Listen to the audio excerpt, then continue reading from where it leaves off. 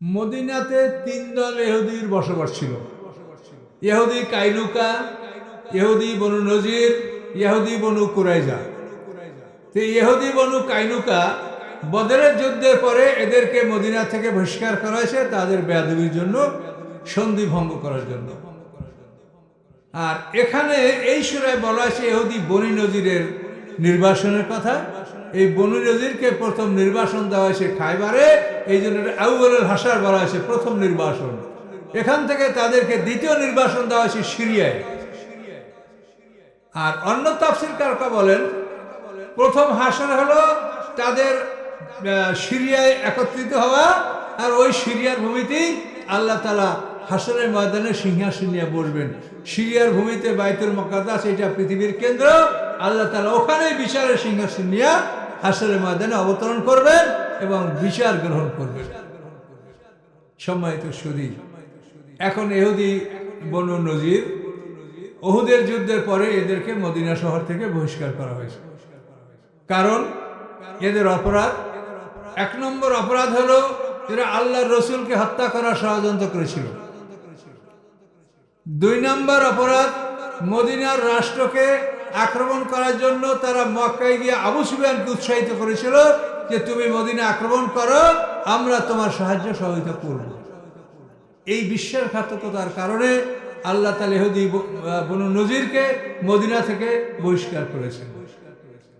এখন এদের এই বিশ্বাসঘাতকতাগুলো কি শোনেন। আল্লাহর রসুল মদিনাতে বসে এক সময়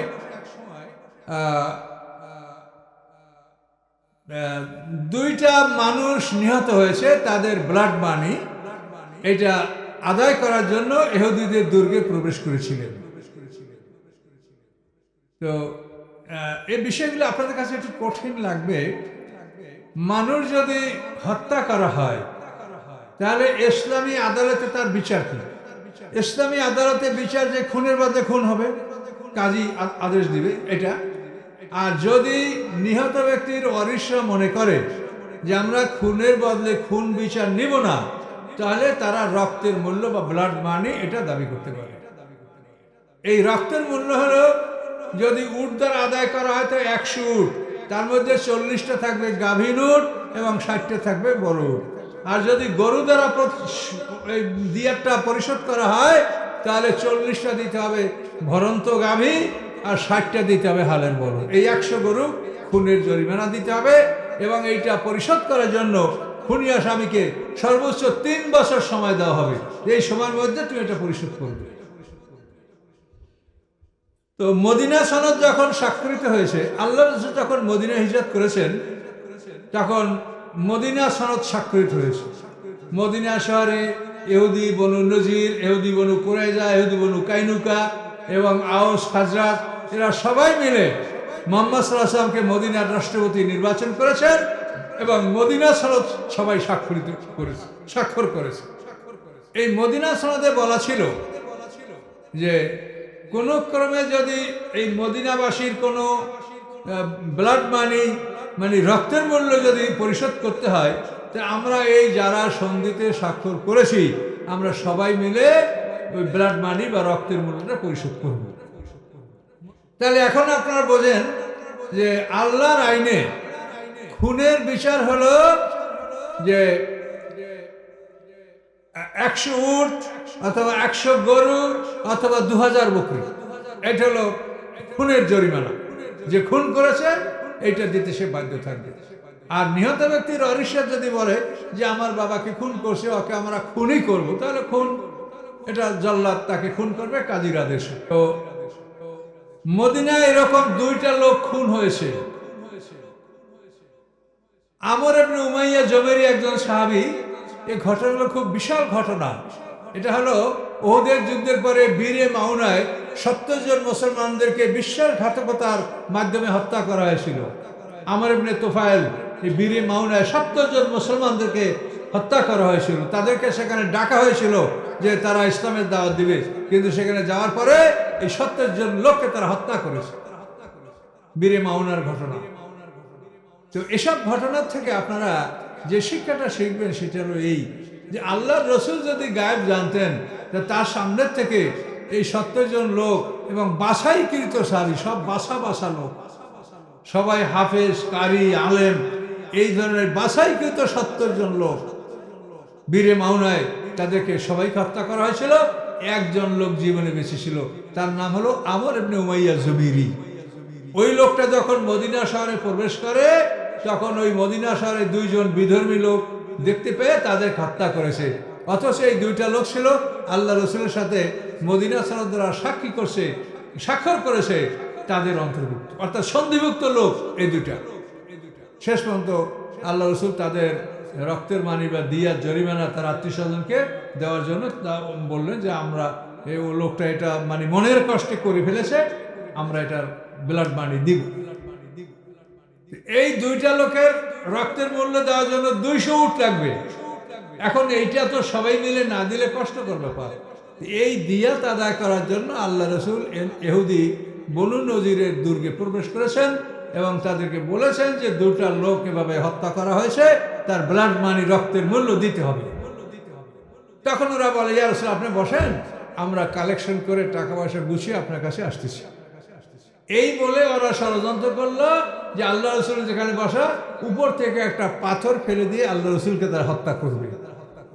এই ষড়যন্ত্রকারীর নাম হলো আমর ইবনে জাহাশ, ইহুদি। এই ষড়যন্ত্র করার পরে জিবরিল আমিন আল্লাহ রসুলকে বলে দিয়ে, ইয়া রাসূল ওঠেন। আল্লাহ রসুল দ্রুত সাথে উঠে গেলেন। তিনি একাই উঠে চলে গেলেন। তার সাথে আবু বকর সিদ্দিক, ওমর ফারুক, হযরত আলী এরা ছিলেন, কিন্তু তারা উঠেন নাই। আল্লাহ রসুল উঠে গেলেন এবং পরবর্তীতে ওরা যখন দেখে যে আল্লাহ রসুল আর ফিরছেন না, তখন তারা উঠে চলে গেছে। তো এইভাবে আল্লাহ রসুলকে ওরা হত্যা করতে পারে না, এটা পারবে না, এটা আল্লাহর প্রতিশ্রুতি আছে যে কোরআন প্রচার শেষ না হওয়া পর্যন্ত রাসূলকে কেউ হত্যা করতে পারবে না, এটা কোরআনে বলা আছে সূরা আনামের মধ্যে।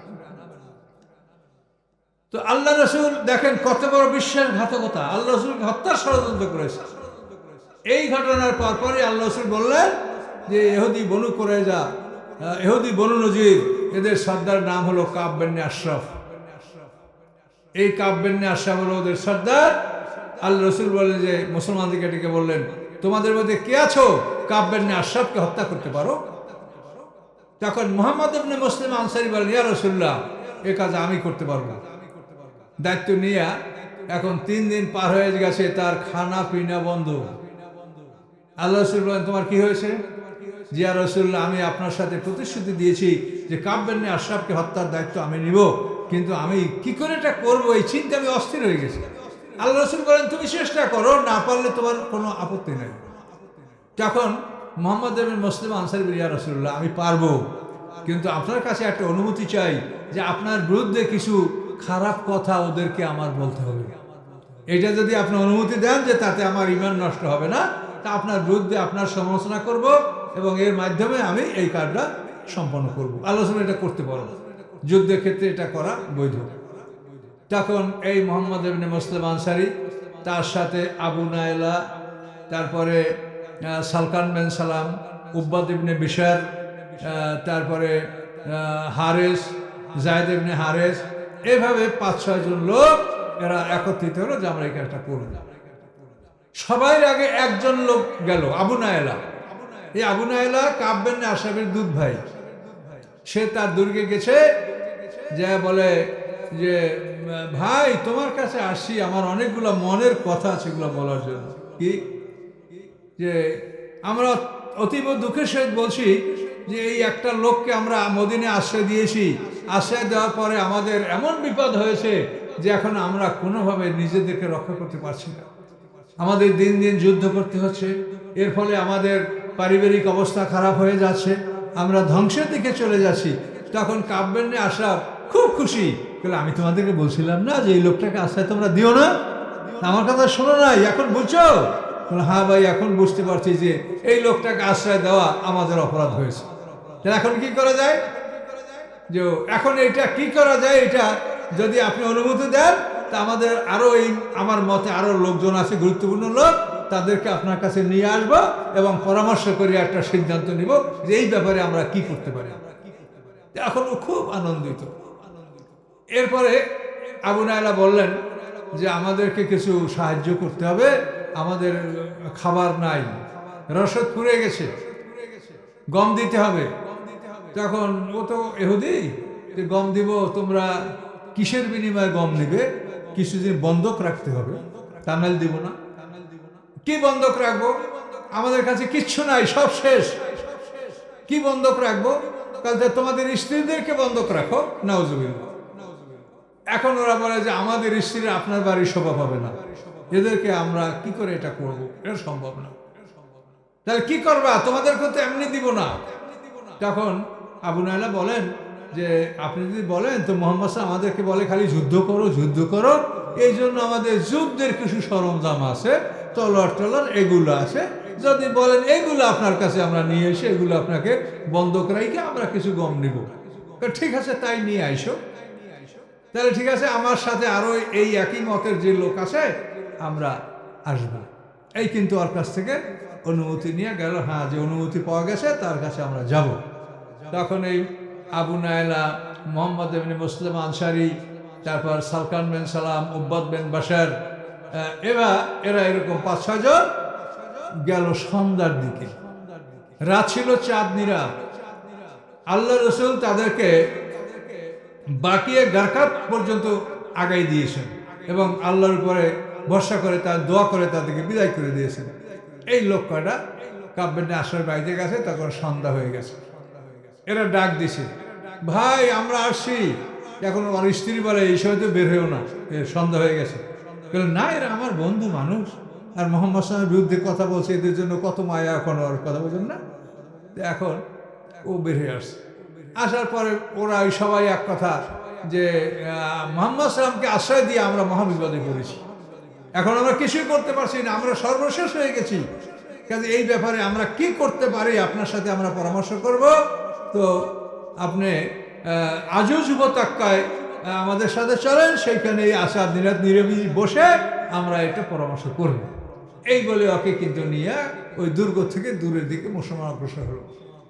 অগ্রসর হতে হতে যখন প্রতিমধ্যে যাচ্ছে, তখন ওই যে আবু নাইলা দুধ ভাই, সে বলে, ভাই আপনার মাথার চুলে কত ঘ্রাণ, আপনি কি সুগন্ধি ব্যবহার করেন, আপনার মাথায় হাত দিয়ে আমি একটু সুগন্ধি নেব? হ্যাঁ নাও। তখন মাথায় চুলের মধ্যে হাত ঢুকাই দিয়ে সুগন্ধি নিয়ে সাথীদেরকে শোঁকায় দিয়ে, তোমরা শুকে দেখো, ঘ্রাণ নিয়ে দেখো কত সুন্দর সুগন্ধি। তখনও মানে আত্মগৌরবে ফলে যে আমি আরবের শ্রেষ্ঠ ধনী, আমি আরবের শ্রেষ্ঠ সুন্দরী রমণীর আমার স্ত্রী, কাজে এরকম সুগন্ধি আমি ব্যবহার করি। তো একবার নিয়ে আর একবার বলতে, আর একবার একটু সুগন্ধি নেব, তাহলে নাও। আর ওদেরকে বলা আছে যখন আমি চুল ধরে কাবু করতে পারবো তখনই তোরা হামলা করবি। তো ঠিক তৃতীয়বারে যখন উনি ওই রকম সুগন্ধি নিতে মাথার মধ্যে হাত দিয়েছেন, বড় চুল, তখন ওই চুল ধরে ওকে কাবু করেছেন, আদরকে বলছেন হামলা করো। তখন তারা একসঙ্গে তার উপরে তলোয়ার চালিয়েছে, কিন্তু প্রথমবারে তারা সাকসেসফুল হয় নাই। মোহাম্মদ ইবনে মুসলিম আনসারী দেখে অনেকগুলি তলোয়ার যার জন্য এলোমেলো হয়ে গেছে, শেষ পর্যন্ত মোহাম্মদ ইবনে মুসলিম আনসারী তার কাছে তার চিকন তলোয়ার ছিল, সেই তলোয়ারটা তার এই দুধের উপর থেকে ভিতরে ঢুকিয়ে দিয়েছে এবং এবারে সে কাবু হয়েছে। এবং সে এত জোরে চিৎকার করেছে যে পুরো ইহুদি দুর্গে আলো জ্বলে উঠেছে, কিন্তু কেউ বাইর হয় নাই। আলো জ্বলছে কিন্তু বাইরে কেউ বাইর হয় না। এভাবে তারা সেই কাব বিন আশরাফকে হত্যা করে তার মাথা কেটে আল্লাহ রসুলের কাছে নিয়ে গেলেন। এখানেই তাদের শাস্তি শেষ না। এরপরে আল্লাহ রসুল তাদেরকে চিঠি দিলেন যে 10 দিনের মধ্যে তোমরা মদিনা শহর ত্যাগ করো। এরা ছিল মদিনা শহরের দক্ষিণ পূর্ব অঞ্চলে এদের দুর্গ এবং খেজুরের বাগান, ইহুদি বনু নজির। তো আল্লাহ রসুল তাদেরকে চিঠি পাঠালেন যে 10 দিনের মধ্যে তোমরা মদিনা শহর ত্যাগ করো, কিন্তু তারা রাজি হলো না, আমরা এই দুর্গ বাড়িঘর ছেড়ে ত্যাগ করবো। আর আব্দুল্লাহ বিন উবাই মুনাফিক, সে তাদেরকে অভয় দিল। সে বলল যে আমি 2000 সৈন্য দিয়ে তোমাদেরকে সাহায্য করব, তোমাদেরকে বের হতে হবে না, তোমরা যুদ্ধ করলে আমরা তোমাদের সাথে যুদ্ধ করব, তোমাদেরকে বহিষ্কার করা হলে আমরা তোমাদের সাথে বহিষ্কার হয়ে যাব। এইভাবে আব্দুল্লাহ ইবনে উবাই মুনাফিক, যার নামটা আপনারা সবাই জানেন, সেইভাবে তাদেরকে অভয় দান করলো। ওরা বের হলো না, আল্লাহ রসুলের হুকুম মানলো না। না মানার পরে আল্লাহ রসুল সৈন্য সামন্ত নিয়ে তাদেরকে ঘেরাও করলেন। 21 দিন পর্যন্ত তাদেরকে এই দুর্গে ঘিরে রেখেছিলেন। 21 দিন ঘিরে রাখার পরে তারা আত্মসমর্পণ করতে বাধ্য হলো এবং এই তাদেরকে ঘিরে রাখার সময় মুসলমানরা যুদ্ধের সুযোগ সুবিধার জন্য তাদের অনেকগুলি খেজুর গাছও কেটেছিলেন, তাদের বাড়িঘর ভেঙেছিলেন। এভাবে যেগুলো ঘটনা ঘটছে আমরা সামনে এটা আমরা পাবো। তো এইভাবে ইহুদি বনু নজিরকে মদিনা শহর থেকে বহিষ্কার করা হয় উহুদের যুদ্ধের পর এই ঘটনা। তৃতীয় হিজরিতে উহুদের যুদ্ধ হয়, তারপর এই ঘটনা সংঘটিত হয়েছে। তো এদেরকে আল্লাহ রাসূল আদেশ দিলেন যে প্রত্যেকটা পরিবার তোমরা একটা উটের উপরে যে কিছু সামান তোমাদের পছন্দ হয়, যুদ্ধাস্ত্র নিতে পারবে না, এছাড়া অন্য যে সামান যে আসবাব তোমাদের পছন্দ হয় একটা উটের উপরে যা সম্ভব তা তোমরা নিয়ে চলে যাবে, এর বেশি তোমরা নিতে পারবে না। এর নাম হলো হাসর, এক্সাইলমেন্ট, তাদেরকে নির্বাসন দেওয়া। এই প্রথম নির্বাসনে মদিনা থেকে তাদেরকে খায়বারে নির্বাসন দেওয়া হয়েছিল, খায়বার থেকে পরবর্তীতে তাদেরকে সিরিয়া নির্বাসন দেওয়া হয়েছিল। এই কথাগুলি আল্লাহ তাআলা এই সূরার মধ্যে বলেছেন। সমস্যাটা হলো কি, আজকে সমাজে যদি সবাই কোরআনের তাফসীর করত তাহলে এই তাফসীরটা আপনাদের কাছে কঠিন মনে হতো না। এখন আমি এই 10 বছর পরে আসি, তাফসীর করতে গেলে আমি বুঝি যে আপনাদের কাছে এটা কঠিন লাগছে। এটা যদি আপনারা সমাজে যদি অভ্যাস থাকতো যে না সবাই কোরআনের তাফসীর করছে, তাহলে বিষয়টা কিন্তু সহজ বলে মনে হতো। আল্লাহ বলেন, লাউলান কাতাবা আলাইহিমুল জালা লাআযাবাহুম ফিদ দুনিয়া ওয়া লাহুম ফিল আখিরাতি আযাবুন নার। আল্লাহ বলেন তাদের উপরে এই নির্বাসন যদি আল্লাহ পূর্ব থেকে লিখে না রাখতেন তাহলে তাদেরকে দুনিয়ায় আল্লাহ আরো কঠিন শাস্তি দিতেন। তাদের জন্য রয়েছে পরকালে কঠিন শাস্তি, আগুনের শাস্তি। এই ইহুদি সম্পর্কে আল্লাহ তাআলা এই কথা বলছেন। জালিকা বিআন্নাহুম শাক্কুল্লাহ রাসূলুহু। ইহুদিদের এই শাস্তি কেন ঘোষণা করা হলো? যে নিশ্চয়ই আল্লাহ এবং রাসূলের তারা বিরোধিতা করেছে। আমায়ু শাকিকাল্লাহ ফাইনাল্লাহ শাদীদুল ইকাব। যারা আল্লাহর বিরোধিতা করে, আল্লাহর কোরআনের বিরোধিতা করে, আল্লাহ রসূলের বিরোধিতা করে, আল্লাহ তাআলা তাদেরকে কঠিন শাস্তি দিবেন। তিনি কঠিন শাস্তিদাতা। মা কাতাতুম মিন লিনাতিন আও তারাকতুমহা কায়মাতান আও উসুলিহা ফাবিইজনিল্লাহ ওয়া লিউখিজাল ফাসিকিন। তোমরা যে খেজুর বৃক্ষগুলি কর্তন করেছো এবং যেগুলি তোমরা কর্তন করো নাই সেগুলি সবই তোমরা আল্লাহর আদেশে করেছো। এগুলি এই জন্য করা হয়েছে যে ফাসিকদেরকে আল্লাহ অপমানিত করবেন। এই দুর্গ দখল করার সময় মুসলমানরা মানে আক্রমণ এবং যুদ্ধ পরিচালনার জন্য অনেকগুলো খেজুর গাছ কেটে ফেলেছিল। তখন ইহুদিরা বলল যে তোমরা পৃথিবীতে শান্তির জন্য আসছো, তোমরা ইসলাম হলো শান্তি, কাজে তোমরা এই খেজুর গাছ কেন কাটছো? ফলের গাছ লিনা, 3 ধরনের খাজুরের কথা আমরা তাফসীর পাই। তো এই লিনা হলো তার মধ্যম ধরনের খেজুর, আর আজওয়া হলো সবচাইতে উত্তম খেজুর। তো এই লিনা মধ্যম ধরনের খেজুর গাছগুলো সেখানে মুসলমানরা কেটেছিল। তো ইহুদিরা যখন সমালোচনা করলো তখন মুসলমানরা মানসিকভাবে দুর্বল হয়ে গেল যে কেন আমরা এই খেজুর গাছ কাটলাম, ওরা আমাদেরকে তিরস্কার করছে। তখন আল্লাহ আয়াত নাযিল করে বললেন যে যারা কেটেছো তারা আমার হুকুমে, আর যারা কাটতে বারণ করছে তারা আমার হুকুমে। দুই দলকেই আল্লাহ তাআলা সমর্থন করলেন, কারো যেন মনে কোনো আঘাত না হয় যে তোমরা খেজুর গাছ যারা কেটেছো তাও আমার হুকুমে, আর যারা কাটো নাই তাও আমার হুকুমে। দুই দলকেই আল্লাহ সমর্থন করেছে। তো সবচাইতে উত্তম খেজুর হলো আজওয়া, তারপর লিনা, এরপরে আরেকটা আছে নিম্নমানের খেজুর। তো এই আজওয়া সম্পর্কে আমরা তাফসীরে যে তথ্য পাই সেটা হলো, আপনারা জানেন যে সালমান ফার্সি আল্লাহ রসুল একজন সাহাবী। এই সালমান ফার্সিকে মুক্ত করার জন্য আল্লাহ রসুল এক ইহুদির বাড়িতে 300 খাজুর গাছ রোপণ করেছিলেন। ইতিহাস শুনেছেন কোনোদিন? সালমান ফার্সি নামক একজন মুসলমান ইহুদির বাড়ি গোলাম ছিল, তাকে আল্লাহ রসুল মুক্ত করার জন্য ওই ইহুদির বাড়িতে 300 খাজুর গাছ রোপণ করেছিলেন।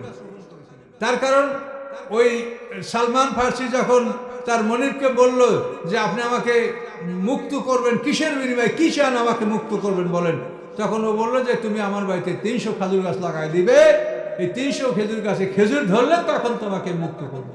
অসম্ভব ব্যাপার, একটা গোলাম সে কোথায় পাবে 300 খেজুর গাছ? আবার খেজুর গাছের বৈশিষ্ট্য হলো এটা তুলে লাগালে বাঁচে না, আর নারকেল গাছ কিন্তু আপনি বড় নারকেল গাছ তুলে লাগালে মরে না, আর খেজুর গাছ তুলে লাগাইলে অধিকাংশটাই মরে যায়।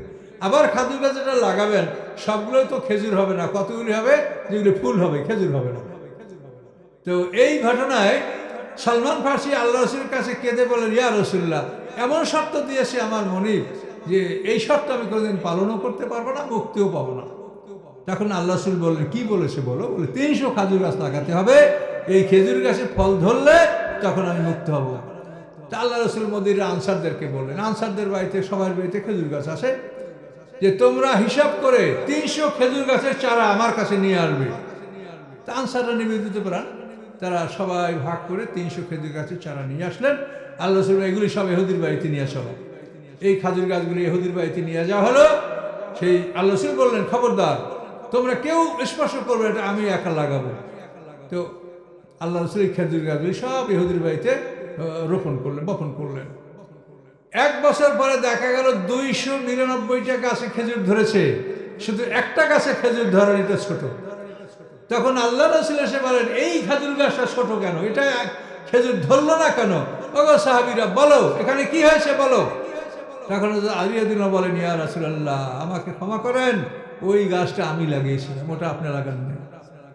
তখন আল্লাহ রসুল আবার সেই চারাটা তুলে নিজেতে আবার রোপণ করলেন। 1 বছর পরে সেটাও খেজুর ধরলো।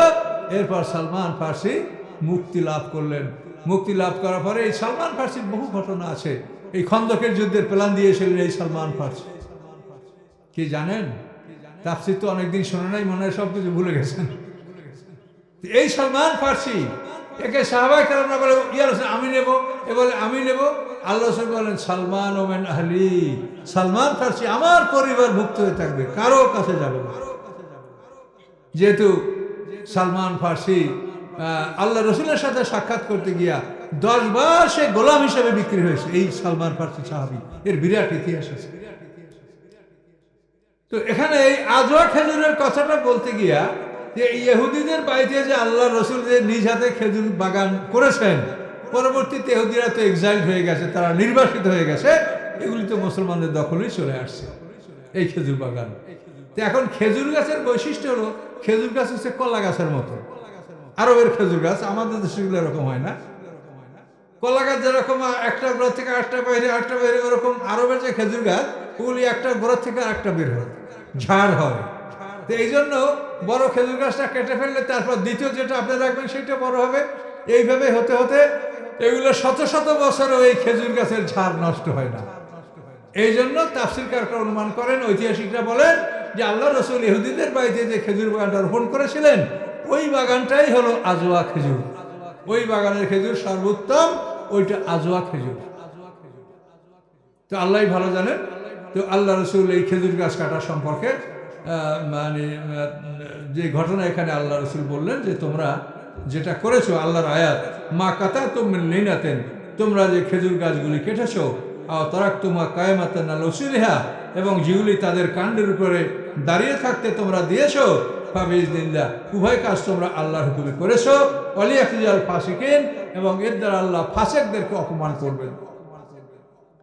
মা আফাল্লাহু আলা রাসূলিহি মিনহুম ফামা আওজাফতুম আলাইহি মিন খাইলিন ওয়া রিকাব ওয়ালাকিন্নাল্লাহা ইউসাল্লিতু রুসুলাহু আলা মান ইয়াশা আল্লাহু আলা কুল্লি শাইইন কাদির।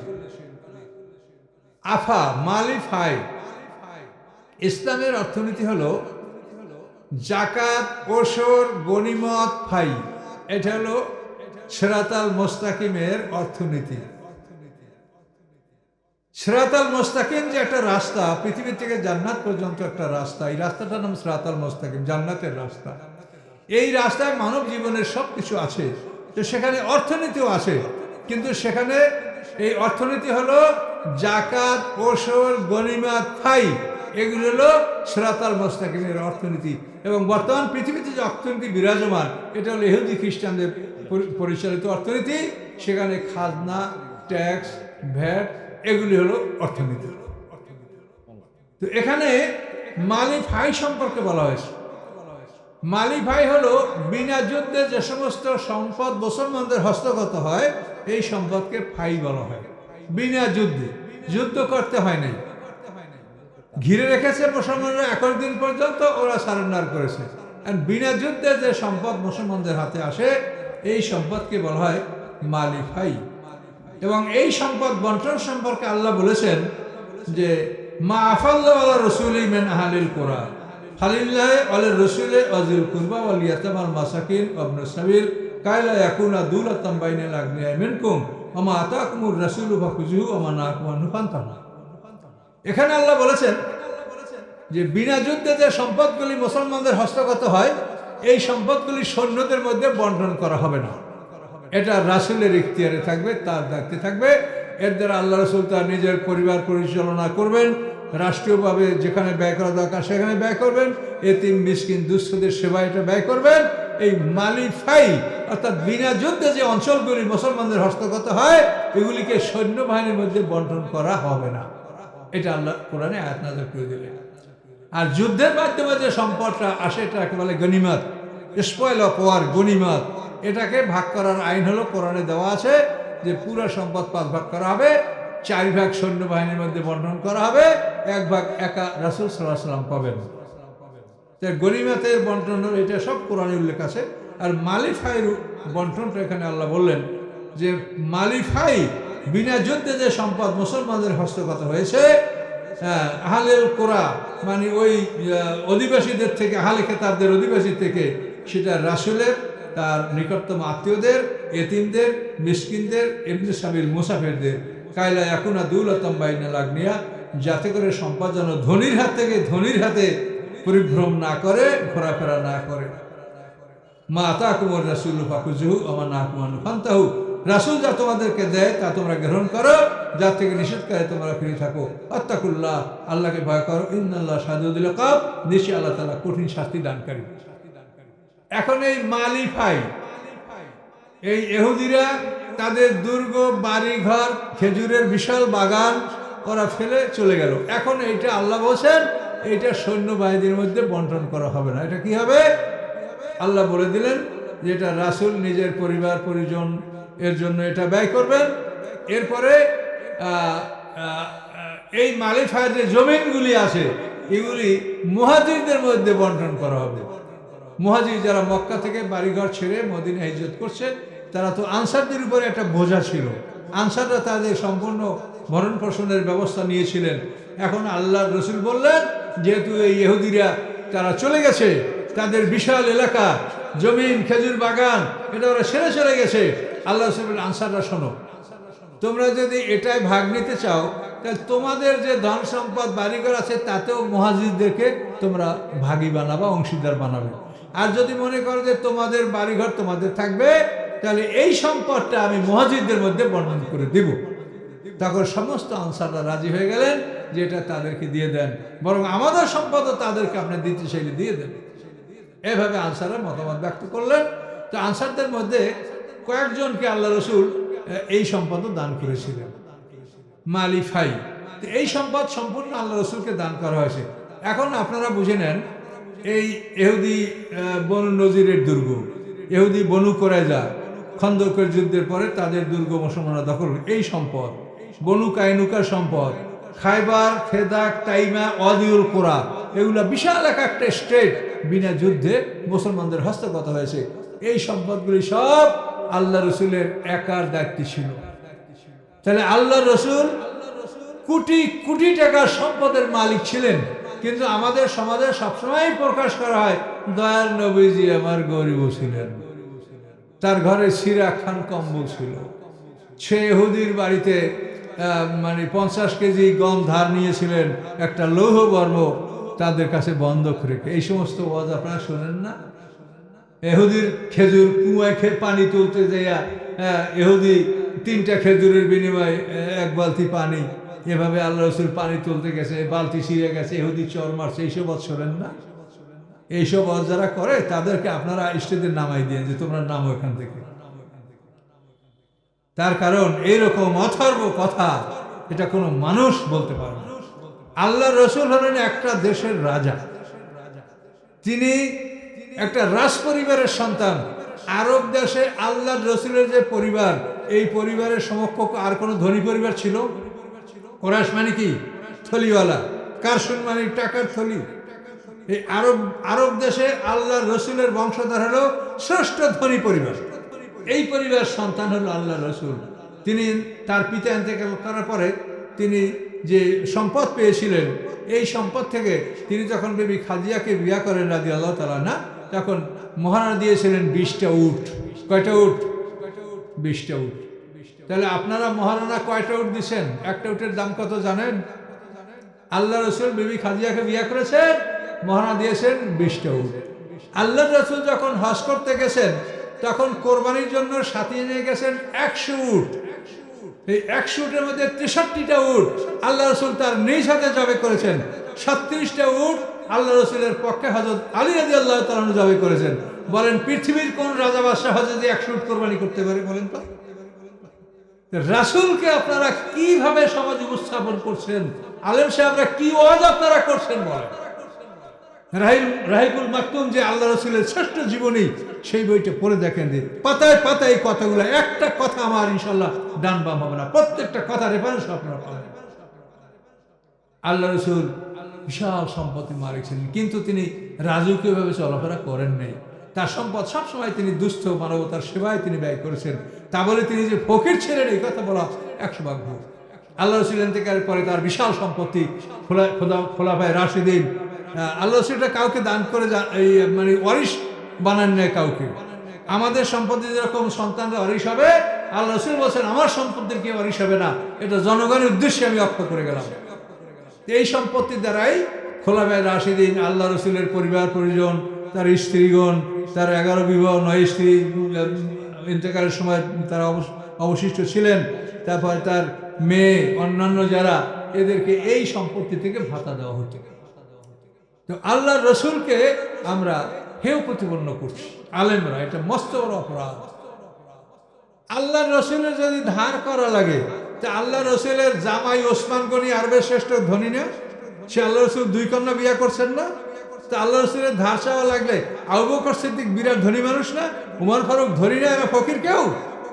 তা আল্লাহ রসুল ইহুদির বাড়ি গেলেন ধার আনতে গম। হ্যাঁ, ইহুদির বাড়ি থেকে 50 কেজি গম ধান করবে আল্লাহ রসুল। ইহুদিটা আপনি কোথায় পাইলেন? বদরের যুদ্ধের পরে ইহুদি বনু কাইনুকা বের হয়ে গেল, উহুদের যুদ্ধের পরে ইহুদি বনু নজির বের হয়ে গেল, খন্দকের যুদ্ধ 5ম হিজরিতে, এরপরে ইহুদি বনু করে যা এদেরকে তো যারা পুরুষ তাদেরকে হত্যা করা হয়েছিল, নারী শিশুদেরকে বন্দী করা হয়েছিল। তাহলে ইহুদিটা আপনি কোথায় পেলেন? মদিনা শহরে কি কোনো ইহুদি ছিল? বলেন, মদিনা শহরে কি কোনো ইহুদির বসবাস ছিল? ইহুদিদেরকে সব মদিনা থেকে বহিষ্কার করে প্রথমে তাদেরকে খায়বারে নির্বাসন দেওয়া হয়েছিল, পরে সেখান থেকে সিরিয়ায় তাদেরকে নির্বাসন দেওয়া হয়েছে। মদিনা শহরে কোনো ইহুদির বসবাস ছিল না, অথচ এগুলি মানে আল্লাহ রসুলের যা জীবনে রেখেছে, তারা এইসব কথাগুলো তারা লেখেন। তাহলে মানুষের মধ্যে দলমত কমে যাবে। কোরআনের কথা এমন কথা যেটা আপনি যে কথা কোনো রকমের খণ্ডন করতে পারবেন না।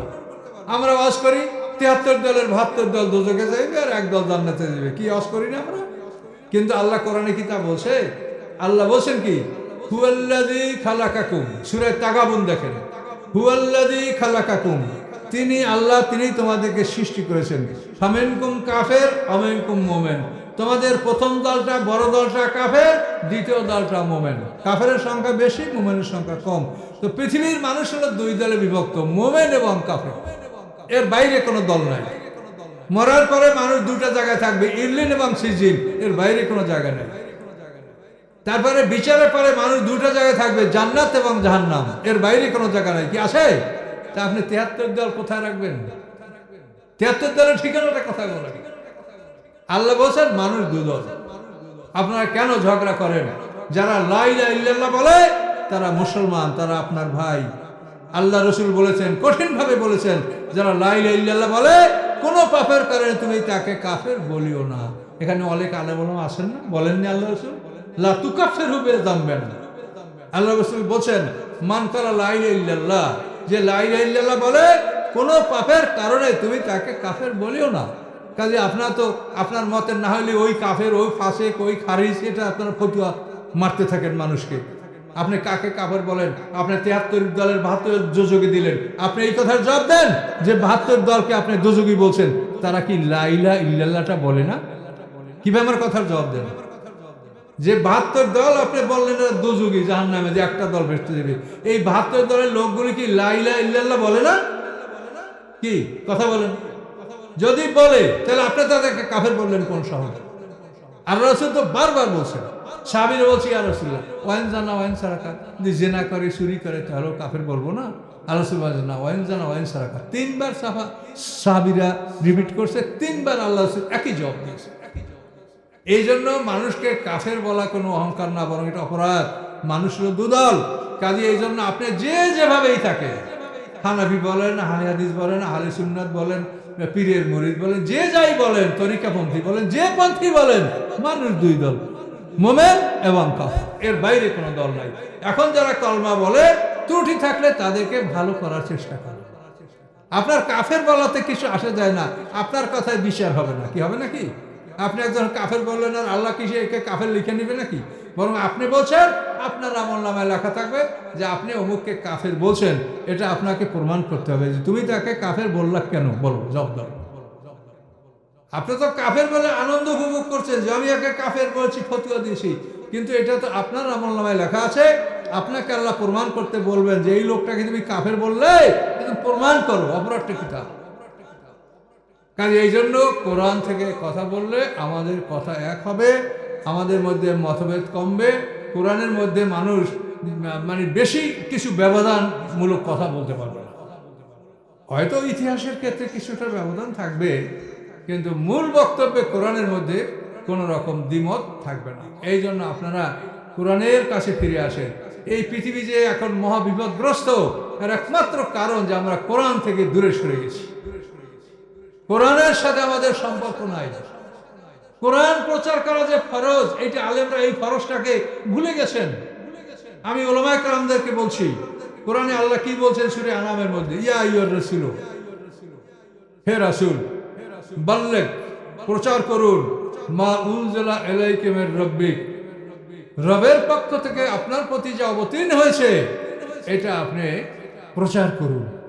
ওয়াল্লাম তাফাল ফামা বাল্লাগতা রিসালাতাহু, যদি আপনি একটা আয়াত প্রচার করতে বাকি রাখেন তাহলে আপনার রিসালাতের তাবলীগটা আল্লাহ তাআলা প্রত্যাখ্যান করবেন, এটা আপনি তাবলীগ করেন নাই বলেই গণ্য হবে। একটা আয়াত যদি প্রচার করতে বাকি থাকে। এখন বলেন উলামায়ে কেরাম, আপনারা একজন আলের মধ্যে একজনে হাত তুলে বলেন যে আমি সারা কোরআনটা প্রচার করেছি, অথবা প্রচার করার আমি পথে আছি। যারা অল্প বয়সী তারা তো আর সবটা এখনই প্রচার করতে পারবে না, কিন্তু তারা শুরু করতে পারবে যে আমি কোরআন প্রচার করতে শুরু করে আমি 5 পারায় গেছি বা 10 পারায় গেছি, আমি এটা ধারাবাহিক আমার কার্যক্রম চলছে। এটা আপনারা বলেন। উলামায়ে কেরাম, আমি মনে করাই দিচ্ছি হাসরের ময়দানে এটার জন্য আপনারা মহাবিপদগ্রস্ত হবেন। যে কোরআন প্রচার করা তোমাদের ফরজ ছিল, বাল্লিগ, ইম্পারেটিভ সেন্টেন্স, আমরের সিগা, প্রচার করুন। কোরআন প্রচার করা ফরজ, তাবলীগ মানে প্রচার, আর তাবলীগ করা ফরজ। তাবলীগ করতে হবে আল্লাহ যা নাযিল করছেন তাই। আপনি স্কুল খুলে যদি সিলেবাস মেইনটেইন না করেন, তা আপনার স্কুলে একটা ছাত্র পাস করবে? সরকারের অনুদান আপনি পাবেন? অন্যভাবে অনুদান নিয়ে তো সব ফেরত দিতে হবে। তা আপনি স্কুল খুলছেন, সিলেবাস মেইনটেইন করবেন। তাবলীগ মানে প্রচার, প্রচার করবেন কোরআন। কোরআনের প্রচার আজকে সমাজে নাই।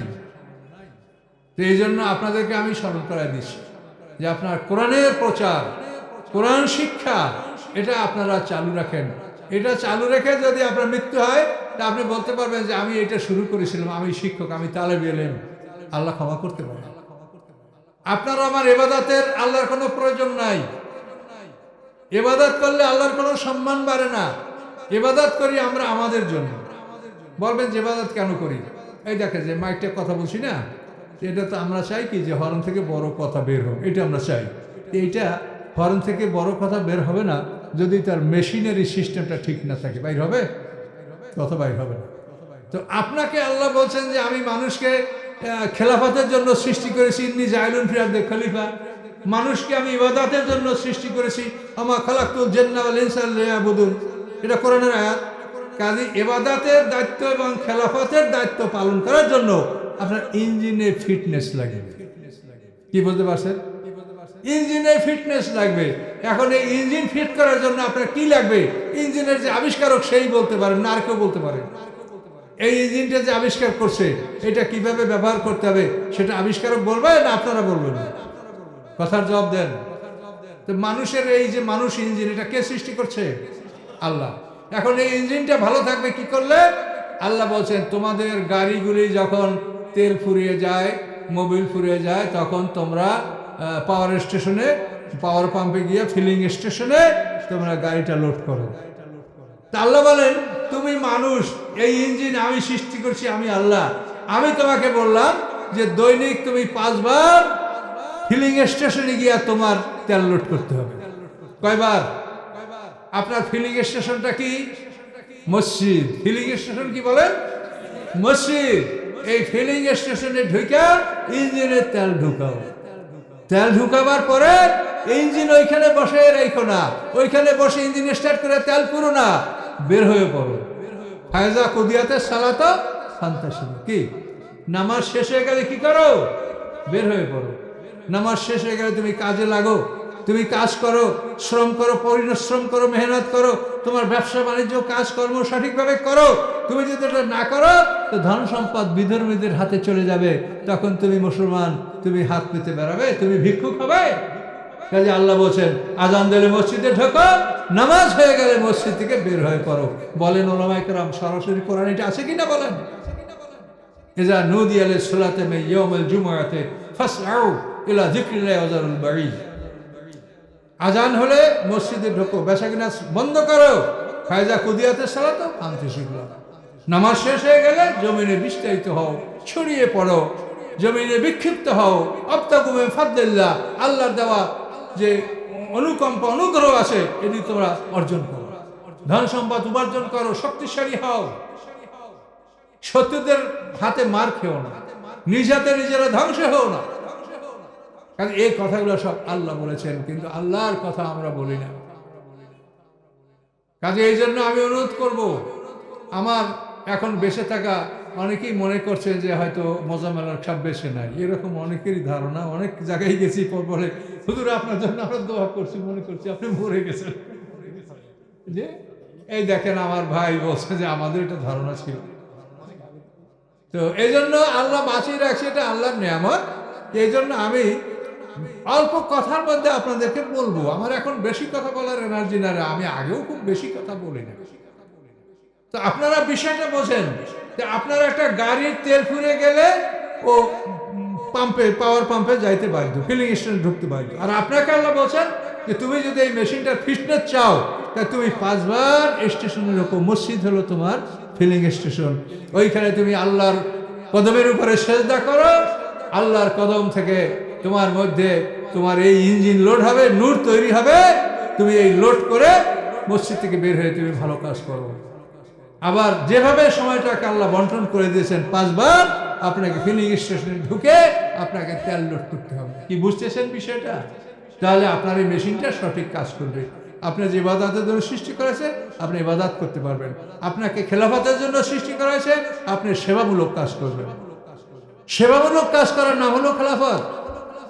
দেখেন যখন নির্বাচন আসে মানুষরা কি বলে যে আমারে ভোট দেন, আমি কিছু টাকা পয়সা আত্মসাৎ করব। কি এটা বলে?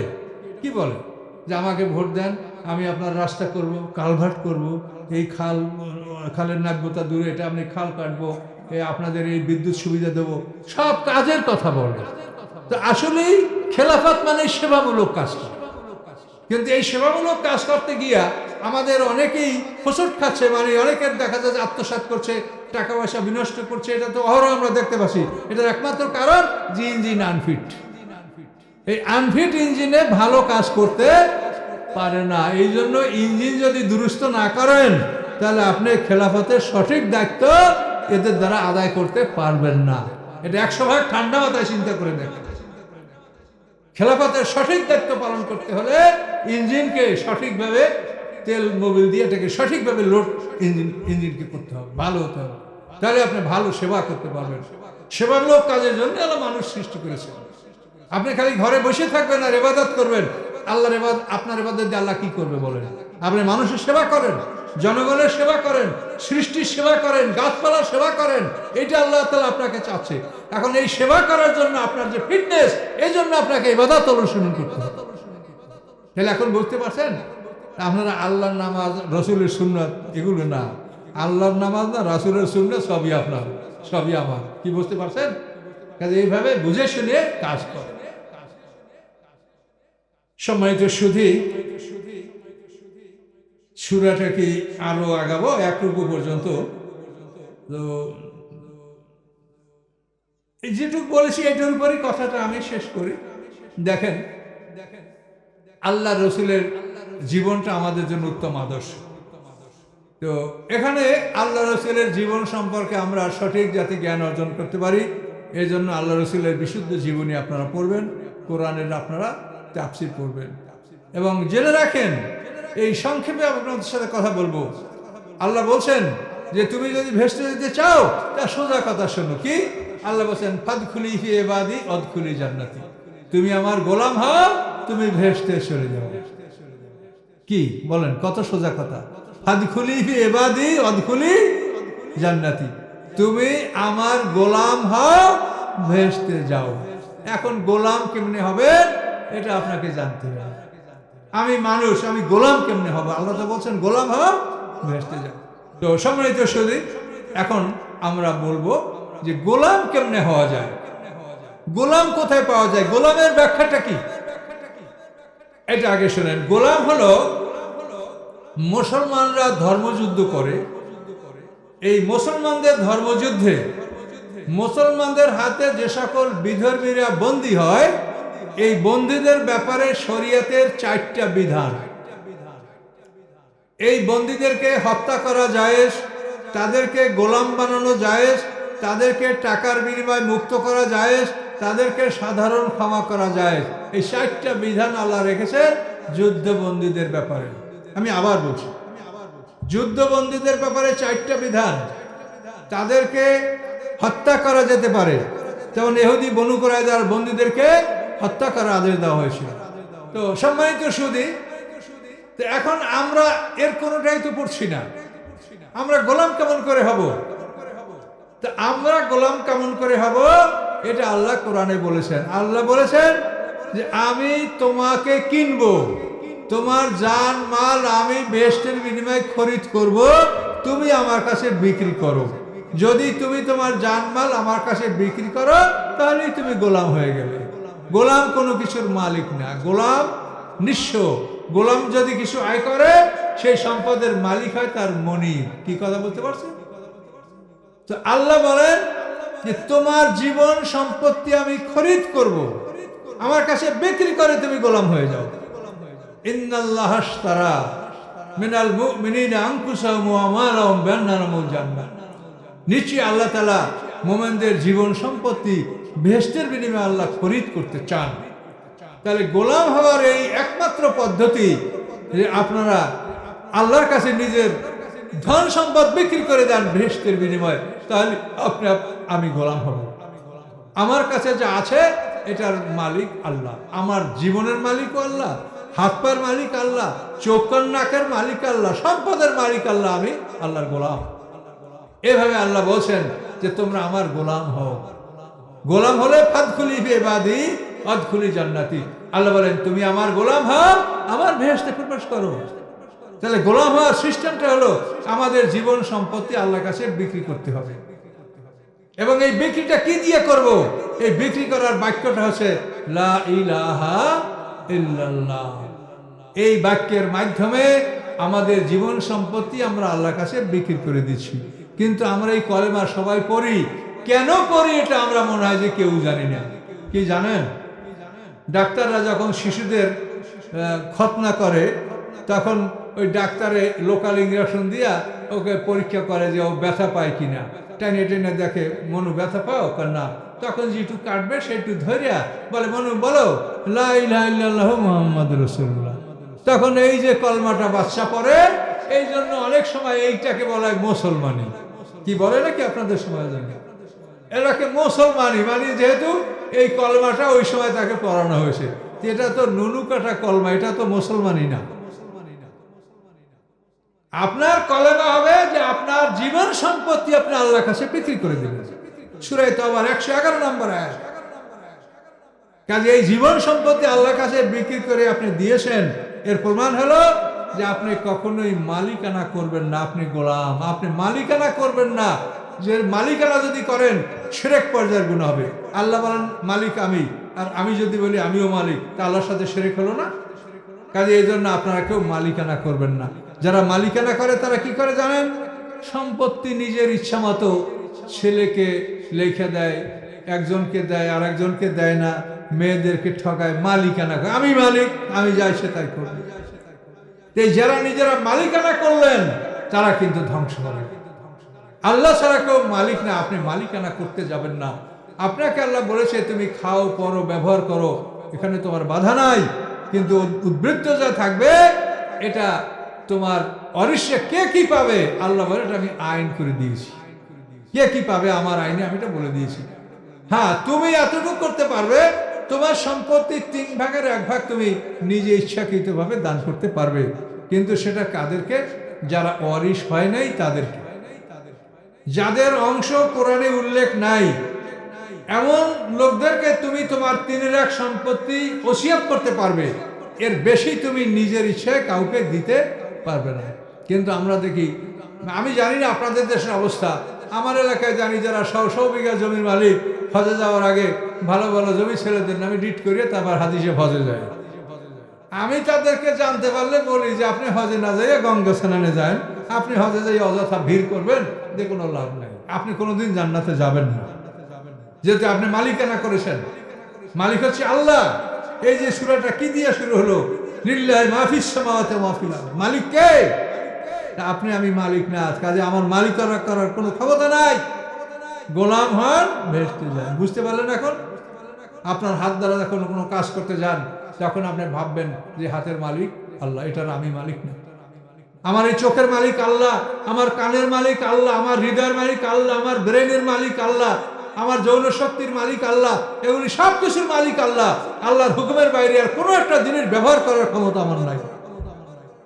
আল্লাহ বলেন আমার কাছে বেচো, তোমার এই নকল জীবন আমার কাছে বেচো, তোমাকে অরিজিনাল জীবন আমি দান করব। তোমার এই জীবন তুমি যত চেষ্টা করো রক্ষা করতে পারবে না। কি পারবে? হ্যাঁ, কোনোভাবেই পারবে না। কাজী তুমি তোমার এই জীবন নষ্ট হয়ে যাওয়ার আগে আমার কাছে বিক্রি করো। কিন্তু আমরা করি কি জানেন? জীবন নষ্ট হয়ে যাওয়া পর্যন্ত আল্লাহর কাছে বিক্রি করি না, মরার পরে বলি বিসমিল্লাহ ওয়ালা মিল্লাতে রাসূলিল্লাহ। কি মরার পরে এখন আল্লাহরে দিলাম, আল্লাহর নামে রসুলের দিনে মিল্লাতে তাকে সুবর্দ করলাম। আল্লাহ বলেন আমি মরা কিনি না, আমি মরা কিনবো না, তোমরাও কেউ মরা কেনো না। আমরা কি মরা কিনি? এখন মরার পরে আপনি বলেন বিসমিল্লাহ ওয়ালা মিল্লাতে রাসূলিল্লাহ, কি লাভ হবে? আপনি আগে বলেন, এখন বলেন, এখন বললে লাভ হবে। মরার পরে আল্লাহ তাআলা আপনাকে মরা কিনবে না। কাজে এই কথাগুলো আপনি ভালো করে বোঝেন যে লা ইলাহা ইল্লাল্লাহর অর্থটা কি। লা ইলাহা ইল্লাল্লাহ বিশাল অর্থ বহনকারী এই বাক্য, এই কলেমা। এই কলেমাটা সবচেয়ে জরুরি কলেমা। হাসরের ময়দানে আমরা বিচারে মাঠে উঠবো, সমস্ত মানুষ, প্রত্যেকটা মানুষের গলায় আমলনামা লটকানো থাকবে। এই আমলনামার হেডলাইন, প্রথম লাইনটাই হবে লা ইলাহা ইল্লাল্লাহু মুহাম্মাদুর রাসূলুল্লাহ। এটা হেডলাইন। কাজে এই কলেমা নিয়ে আমরা আমলনামা নিয়ে অকুল্লা ইনসানিন আলজামনাহু তায়রাহু ফি উনুকি কোরআন আয়াত, প্রত্যেকটা মানুষের গলায় আমলনামা থাকবে। এই আমলনামার উপরে হেডলাইনটা থাকবে কি? লা ইলাহা ইল্লাল্লাহু মুহাম্মাদুর রাসূলুল্লাহ।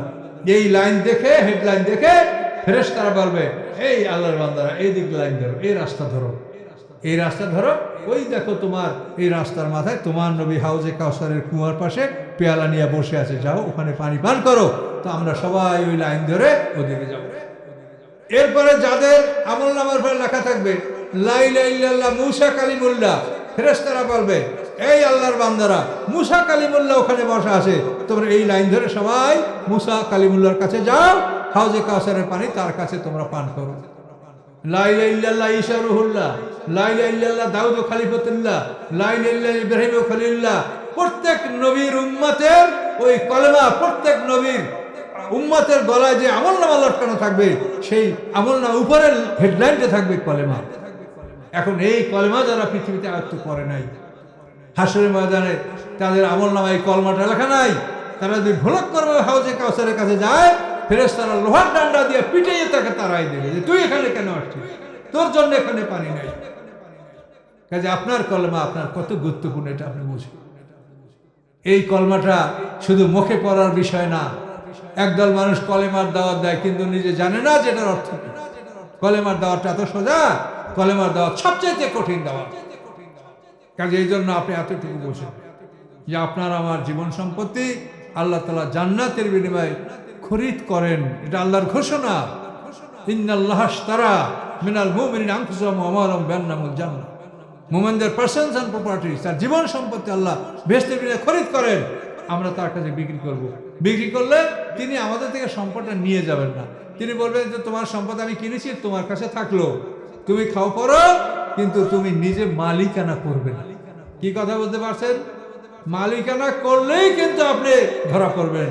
আল্লাহ বলে আমি মালিক আর তুমি মালিকানা করতে গেলে। কাজে আপনি কখনোই সম্পদের উপর মালিকানা করবেন না। নিজেকে গোলাম মনে করবেন যে আমি গোলাম, আমার কোনো অহংকার নাই, গৌরব নাই, আমি অতি নিচু, আমি অলহং গোলাম। এভাবে নিজে সব সময় নম্র ভদ্র হিসেবে চলাফেরা করবেন। অহংকার যে করে সে আল্লাহর রহমত থেকে বঞ্চিত হয়। আল্লাহ বলেন অহংকার হচ্ছে আমার চাদর, যে অহংকার করে সেজন্য আমার পোশাক ধরে টান দেয়। এত বড় বেয়াদবি অহংকার করা। কোনো অবস্থাতেই অহংকার করবেন না। মাটির মানুষের মাটির মতো চলাফেরা করবেন।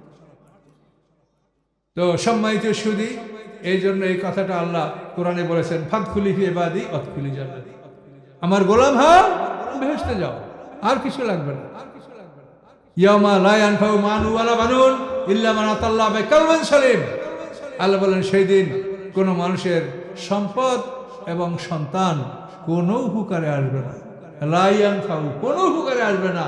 মাল এবং সন্তান কোনোটাই উপকারে আসবে না। আমি বলে থাকি অনেক সময় মুসল্লিদেরকে যে আপনারা সব ধনী মানুষ, শহরের মানুষ, আপনাদের বাড়ি আছে বড় বড়, আপনারা ভাড়া দেন বাড়ি।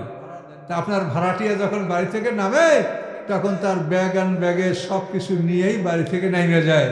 কিন্তু আপনি মালিক যখন নামবেন তখন আপনি খালি হাতে নেমে যাবেন, কিচ্ছু নিয়ে নামতে পারবেন না বাড়ি থেকে। সত্য কিনা বলেন?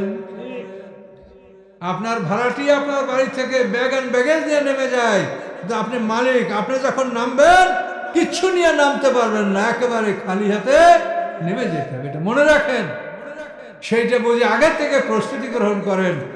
আল্লাহ বলেন ইয়াউমা লা ইয়ানফাউ মালুন ওয়া বানুন, সেদিন মাল এবং সন্তান মানুষের কোনো কাজে আসবে না। ইল্লা মান আতাল্লাহ বিকলবিন সালিম, বরং যে রোগমুক্ত অন্তর নিয়ে আল্লাহর কাছে আসবে সে সেদিন জয়যুক্ত হবে। রোগমুক্ত অন্তর, কালবিন সালিম, যে অন্তরে রোগ নাই। রোগটা কি? কোরআন পাকে ফি কুলুবিহিম মারাদুন বলছে আল্লাহ সূরা বাকারায়, যে তাদের অন্তরে ব্যাধি, রোগ। এই রোগটা কি? 1 নম্বর রোগ হলো মিথ্যা, 2 নম্বর রোগ হলো আত্মসাৎ, 3 নম্বর রোগ হলো ওয়াদা খেলাফ, 4 নম্বর রোগ হলো ফাহিশা কথা বলা। আল্লাহ রাসূল 4টে কথা বলেছে। এই 4টা রোগ, এই রোগ যদি কারো থাকে তাহলে সে রোগী কোনোদিন জান্নাতে যাবে না। এই রোগ থেকে আপনাকে মুক্ত হতে হবে। মিথ্যা বর্জন করতে হবে, আত্মসাৎ বর্জন করতে হবে, ওয়াদা খেলাফ করা যাবে না। তর্ক বিতর্ক করেন, যতই করেন, কারোর সাথে ফাহিশা কালাম, খারাপ ব্যবহার করা যাবে না। আপনি তর্ক করবেন, করেন, আপনার কথা আপনি বলেন, তার কথা আপনি শোনেন, কিন্তু কথায় কথায় আপনি একটা মানুষকে খারাপ ব্যবহার করবেন, এটা মুনাফিকের আলামত। এটা আল্লাহ তাআলা নিষেধ করেছে। কিন্তু আমাদের মধ্যে এগুলো চিন্তা করে দেখেন যে সমাজে আমরা কয়টা লোক কেমন আছি যারা মিথ্যা বলি না, কয়টা লোক কেমন আছে যার মধ্যে আত্মসাৎ নাই। ভালো মানুষ তো অবশ্যই আছে, কিন্তু সংখ্যা অনেক কম আমাদের। এটা হলো আমাদের জ্ঞানের অভাব এবং কোরআনের জ্ঞানের অভাবের কারণে আমরা এই কষ্টে ভুগছি। এই জন্য আমি আপনাদেরকে এই কথাগুলি বলছি যে আমরা গোলাম হলেই জান্নাতে যেতে পারবো। আল্লাহ বলেন ফাদখুলি ফি ইবাদি ওয়াদখুলি জান্নাতি, তোমরা আমার গোলাম হও, আমার জান্নাতে প্রবেশ করো। সম্মানিত সুধী, হাসরের ময়দানে আল্লাহ তাআলা যে বিশাল দিনটা নির্ধারণ করেছেন, এই দিনটা 50,000 বছরের সমান একটা দিন। তো 50,000 এটা শুনলে আপনাদের আমাদের ভয় লাগে, কিন্তু আসলে এটা একটু সংক্ষেপেও আপনি বুঝতে পারেন। পরকালের একটা দিন 1000 বছরের সমান। কোরআনে আছে কিনা? ওয়াইন্না ইয়াওমান ইনদা রাব্বিকা কালফি সানাতিন মিম্মা তাউদ্দুন। পরকালের একটা দিন হলো তোমরা যেভাবে গণনা করো সেই হিসাবে 1000 বছরের সমান। তাহলে 50,000 বছর সমান 50 দিন, কি না তার বেশি? মোটেও বেশি না, 50 দিন। এই 50 দিনে আল্লাহ তাআলা এই বিশাল সৃষ্টি আদম থেকে কিয়ামত পর্যন্ত যত মানুষ, এই সকলের বিচার আল্লাহ তাআলা করবেন। 50 দিন এই বিচারে আল্লাহ সময় নেবেন। এটা নেবেন কেন? যে আমাদেরকে বিচারটা বুঝিয়ে দিবেন। আল্লাহর বোঝার জন্য সময় নেওয়ার কোনোই প্রয়োজন, আমাদেরকে বুঝিয়ে দিবেন বিচারটা, এই জন্য সময় লাগে। তো এই বিচারের সম্মুখীন আমরা সবাই আল্লাহর কাছে হব। কাজে এই জন্য আমাদেরকে সবাইকে প্রস্তুতি নিয়েই কবরে যেতে হবে, প্রস্তুতি নিয়ে পৃথিবী থেকে বিদায় হতে হবে, যে আমরা যেন সেখানে অপরাধী হিসাবে হাজির না হই। দেনা পাওনা পরিশোধ করতে হবে। কে আপনার কাছে পাবে? তখন পরকালে তাদেরকে আপনি কিছু দিতে পারবেন না, আর তারা কিছু নেবে না, নিবে আপনার নেকামল। এইভাবে পাওনাদাররা যদি আপনার সব নেকামলগুলো নিয়ে যায়, তারপরও অনেক পাওনাদার আছে, আপনি অনেক মানুষকে ঠকিয়েছেন, তখন ওই যারা পাওনাদার তাদেরকে দিবেন কি? ন্যাক তো নাই। তখন আপনার আমল নামার পাপ এইটা কেটে ওই ব্যক্তির আমল নামে আল্লাহ যোগ করে আপনার পাপকে হালকা করে দিবে। এইভাবে হাসরের ময়দানে আল্লাহ তাআলা বিচার করবেন। কি বুঝতে পারছেন না পারেন নাই? আপনার কাছে 10টা লোকে পাবে, এখন এই আপনার নেকামল যা এটা কাইটে কেটে 10টা লোককে আল্লাহ দিয়ে দিচ্ছে, কিন্তু আরো 10টা লোকে পাবে, তারা বলবে আমাদের পাওনা কই? তখন আপনাদের ওই যেটা পাপ, এই পাপের অংশটা কাইটা ওই যার কাছে পাবেন তার আমল নামায় পাপ যোগ করে দিয়ে আপনার পাপ হালকা করে দিবে। এভাবে আল্লাহ তাআলা বিচার করবেন। কাজে এই জন্য সবসময় দেনা পাওনা লেনদেন সম্পর্কে সতর্ক থাকবেন। কোনো অবস্থায় আপনার কাছে যেন কেউ না পায়, আপনি পান মানুষের কাছে, এটা ভালো, আপনার কাছে যেন কেউ না পায়, এইভাবে সতর্ক হয়ে কবরে যাবে। বড় ভয়ঙ্কর জায়গা, এখান থেকে পার হয়ে গেলে কোনো ব্যবস্থা নাই, আর এইখানে সব ব্যবস্থা আছে। আপনি কারো নিয়েছেন, বলেন, পরিশোধ করেন, না পারলে মাপ চান, যে কোনো একটা সমাধান করেন। অন্যায় করেছেন, তওবা করেন। পাহাড় সমান গুনাহ করে যদি আল্লাহর কাছে বান্দা তওবা করে, আল্লাহ তাকে মাফ করে দেয়। তওবা করবেন, ওই পাপ আর করবেন না, আল্লাহ আপনাকে মাফ করবে। কথা বুঝতে পারছেন? কোনোভাবে আপনি নিরাশ হবেন না। দেখেন যারা সাহাবী, এই সাহাবীরা কারা? তারা তো ইসলাম গ্রহণ করার আগে অনেক পাপ তারা করেছে। খালেদ ইবনে ওলীদ সাইফুল্লাহ, তাই না? আল্লাহর তলোয়ার। এই খালেদ ইবনে ওলীদ ইসলাম গ্রহণ করে 6ষ্ঠ হিজরিতে, হিজরতের 6ষ্ঠ বছর। তাহলে ইসলাম আসছে মক্কায় 13 বছর, হিজরতের পর 6, 13 আসে 19, ইসলাম আসার 19 বছর পর খালেদ ইবনে ওলীদ ইসলাম গ্রহণ করছে। এই 19 বছরে তার নেতৃত্বে বহু মুসলমান হতাহত হয়েছে। উহুদের যুদ্ধে যে আল্লাহ রাসূলের দান শহীদ হয়েছে, চোখের নিচে লোহার করা ঢুকেছে, কাঁধে তলোয়ার আঘাত, এগুলি সব নেতৃত্ব দিচ্ছে খালেদ ইবনে ওলীদ। উহুদের যুদ্ধে 200 ঘোড়সওয়ারের সেনাপতি ছিল খালেদ ইবনে ওলীদ। এই লোক এত বড় অপরাধ করার পরে, ইসলাম গ্রহণ করার পরে, সে আল্লাহ রসুলের মুখ থেকেই সাইফুল্লাহ, আল্লাহর তলোয়ার উপাধি পেয়েছে খালেদ ইবনে ওলীদ। তাহলে এই ধরনের মানুষকে আল্লাহ মাফ করছে। আপনারা জানেন আল্লাহ রসুলের বড় চাচা হামজা রাদিয়াল্লাহু তাআলা শহীদ করছে কে? সে ওহশী। এই ওহশী আল্লাহ রসুলের চাচা হামজা রাদিয়াল্লাহু তাআলাকে শহীদ করেছে। শহীদ করার পরে সে যখন অনুতপ্ত হয়েছে, তখন আল্লাহর রাসূলের কাছে বলেছে, ইয়া রাসূলুল্লাহ, কোরআনে যে অপরাধগুলোর কথা বলা আছে এগুলো আমি সবই করেছি, আমাকে কি আল্লাহ মাফ করবে? তারপর একে একে 3বার তার প্রসঙ্গে আয়াত নাযিল হয়েছে। শেষবারে যখন এই আয়াত নাযিল হয়েছে, ইয়া ইবাদিয়াল্লাযিনা কুল ইয়া ইবাদিয়াল্লাযিনা আসরাফু আলা আনফুসিহিম লা তাকনাতু মির রাহমাতিল্লাহ। আল্লাহ বলেন, হে রাসূল, আপনি আমার ওই বান্দাদেরকে বলে দেন যারা নিজেদের উপরে চরম জুলুম করেছে, তাদেরকে বলে দেন, লা তাকনাতু মির রাহমাতিল্লাহ, আল্লাহর রহমত থেকে নিরাশ হও না। ইন্নাল্লাহা ইয়াগফিরুয যুনুবা জামিয়া, নিশ্চয়ই আল্লাহ তাআলা তোমাদের সমস্ত গুনাহ মাফ করে দেবেন। ইন্নাল্লাহু আল গফুরুর রহিম। এই আয়াত নাযিল হওয়ার পরে এই ওহশীর মতো মানুষ, যাদের হামজা রাদিয়াল্লাহু শহীদ করেছে রাসূলের বড় চাচা, এই হামজা রাদিয়াল্লাহু জানাজা যখন আল্লাহ রাসূল করেছেন, আব্দুল্লাহ ইবনে মাসউদ বলেন যে আল্লাহ রাসূল তার চাচা হামজার জানাজা যখন করেছেন, তখন জানাজা পড়তে গিয়ে এমনভাবে তিনি কাঁদতে শুরু করেছেন যে তার কান্নার আওয়াজ পিছনের কাতারে বসে আমরা শুনতে পেয়েছি। আল্লাহ রাসূলের বড় চাচা হামজা রাদিয়াল্লাহু তাআলা, বড় আদরের চাচা, কত যত্ন আল্লাহ রাসূলকে করেছেন এই চাচা। আবু জাহেল আল্লাহ রাসূলকে মন্দ বলেছে, হামজা আবু জাহেলকে ধনুক দিয়ে পিটন মারি তার মাথা ফাটাই দিয়েছে। হাই, তুই আমার ভাতিজাকে এটা বললি কেন? এই চাচাকে শহীদ করছিল কে? ওহশী। ওহশী হিন্দার গোলাম ছিল, আবু সুফিয়ানের স্ত্রী হিন্দার গোলাম ওহশী। কাজে এইভাবে অপরাধীদেরকে আল্লাহ ক্ষমা করছে, এটা বলার উদ্দেশ্য আপনারা কেউ নিরাশ হবেন না যে আমি এত অপরাধ করছি, আল্লাহ কি মাফ করবে? অবশ্যই আল্লাহ মাফ করবে। আপনি ওই সাহাবীদের মতো অত অপরাধ করেন নাই, তারা যখন মুসলমানদেরকে খুন করছে, আপনারা মুসলমান খুন করেন নাই, কাজে আল্লাহ তাআলা মাফ করবে। কেউ নিরাশ হবেন না, আল্লাহর রহমতের আশা করবেন এবং নিজে সবসময় চিন্তা করবেন যে আমি গোলাম হইলেই ভেসে যেতে পারবো, কাজে আমার মালিক আমাকে কি বলছে। অনুসন্ধান করেন যে আমার মালিক আমাকে কি বলছে, কি করতে বলছে। আমি যদি মালিকের কথাগুলো সঠিকভাবে পালন করি তা আমি ভেস্তে যাব। ফাদখুলি ফি ইবাদি ওয়াদখুলি জান্নাতি। আল্লাহ বলে, আমার গোলাম হও, ভেস্তে যাও। কাজে আমাদেরকে আল্লাহর গোলাম হতে হবে, এই প্রতিশ্রুতি নিয়ে। তাহলে এখন আমি আপনাদের প্রশ্ন করতে পারি, এখন জবাব দিতে পারবেন। বলেন তো একটা মানুষের জীবনের উদ্দেশ্য কি? What is your aim in life? আপনার জীবনের উদ্দেশ্যটা কি বলেন? ছোটকালে রচনা লেখেন না এইম ইন লাইফ, জীবনের উদ্দেশ্য রচনা। তো এখন বলেন জীবনের উদ্দেশ্য কি? জীবনের উদ্দেশ্য হলো গোলাম হওয়া। বলেন জীবনের উদ্দেশ্য কি? গোলাম হওয়া। গোলাম হতে পারলেই কামিয়াব। যদি গোলাম হতে পারেন মহারাষ্ট্রের মহারাজা আপনি হবেন। এই পৃথিবী যত বড়, এর থেকে বড় একটা সাম্রাজ্য পাবে যে আদনা বেহেশতে পাবে সেও। তাই গোলাম হতে পারার মানেই হলো কামিয়াবি এবং জয়যুক্ততা। কাজে আপনাদেরকে একটা কথাই আমি বলে গেলাম, গোলাম হও, বেহেশতে যাও। কাজে এখন মালিকের অনুসন্ধান করেন যে মালিক আমাকে কি কি করতে বলেছে, আমি সব করেছি কিনা। যদি না করে থাকি তো কেন করি নাই, এবং না করতে পারলে মালিকের কাছে মাপ চাইতে হবে যে এই কারণে আমি এইটা করতে পারি নাই। আমরা কিন্তু সব কাজ মালিকের করতে পারি না। আমরা ওয়াজ করি বলে যে আমরাই খুব সব কাজ করতে পারি তা না, মালিকের অনেক কাজ আমরাও করতে পারি না। কাজে এই জন্য আমরা মালিকের কাছে ক্ষমা চাবো যে মালিক আপনি বলেছেন কিন্তু এই কারণে আমি করতে পারছি না, আমাকে ক্ষমা করে দেন। মালিক ক্ষমা করবে, তিনি ক্ষমাশীল, তিনি দয়াবান। কাজে এইভাবে আমরা এই একটা প্রতিশ্রুতি নিয়ে যাব যে আমরা গোলাম হব, জান্নাতে যাব। অহংকার করব না, নিজে মালিকানা করব না। মালিকানা যে করবে সে শিরক পর্যায়ের গুনাহ করলো, আল্লাহ তাকে ক্ষমা করবে না। কাজে এতটুকু কথা বলে আমি আমার বক্তব্য এখানে শেষ করছি। আসসালামু আলাইকুম রহমতুল্লাহি ওয়া বারাকাতুহু।